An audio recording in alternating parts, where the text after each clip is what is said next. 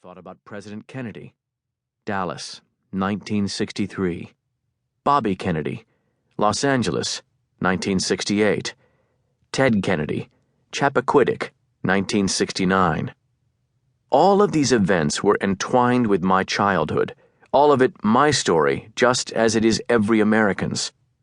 And there she was, standing in front of me, a woman who had actually been there, who knew it all, who had lived it.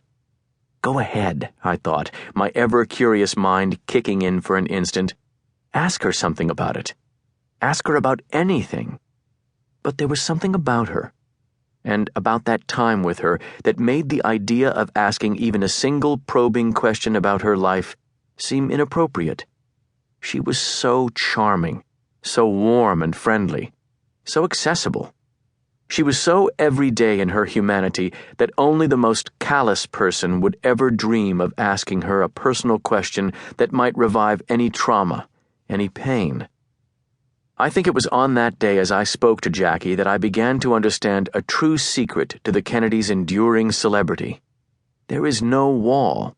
True, on the national stage these people are and would always be ferociously private, but out in the real world, many of them are just as approachable as anyone else you might meet in an elevator.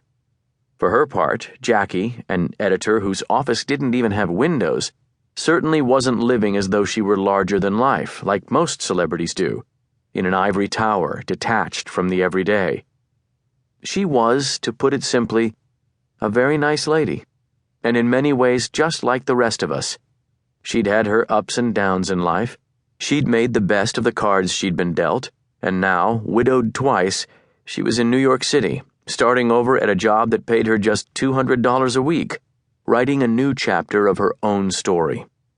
Not for the sake of the public or for the history books, or for a young writer she might happen to meet in an elevator on the way to work.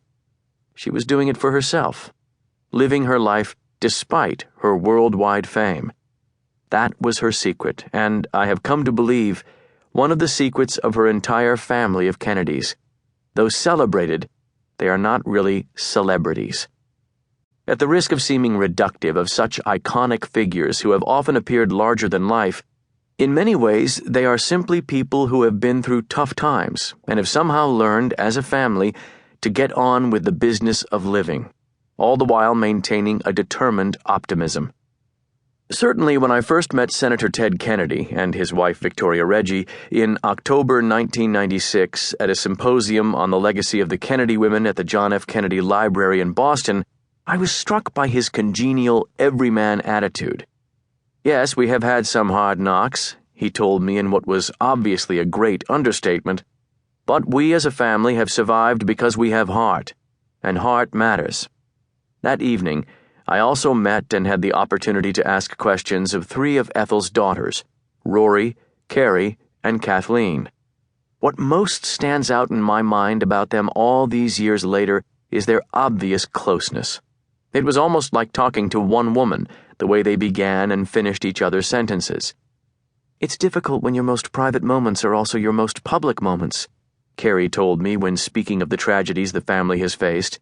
But it's interesting, too, because we have never really felt alone in any of it. We have always felt at one with the American public, and I think they have felt the same dynamic with us. With the passing of the years, I would also meet John Kennedy Jr. several times, and without fail, be impressed not only by his accessible nature, but also his hopeful outlook on life. While we Kennedys as a family have certainly known death, he told me at the press conference to announce the publication of his own magazine, George, we choose to focus on life, and I guess that's how we deal with death. Doubtless, the Kennedy mystique really took hold of this country when President John Fitzgerald Kennedy was brutally assassinated in November 1963. It was such a shock that this young president would meet a grisly death that there seemed no way to reconcile it then, and even now. The country wept not only for its slain president, but also for its First Lady, Jackie, so youthful and beautiful in her black mourning dress and mantilla, walking head held high behind JFK's horse-drawn catafalque down Pennsylvania Avenue from the White House to the Capitol, giving Americans strength just by her existence.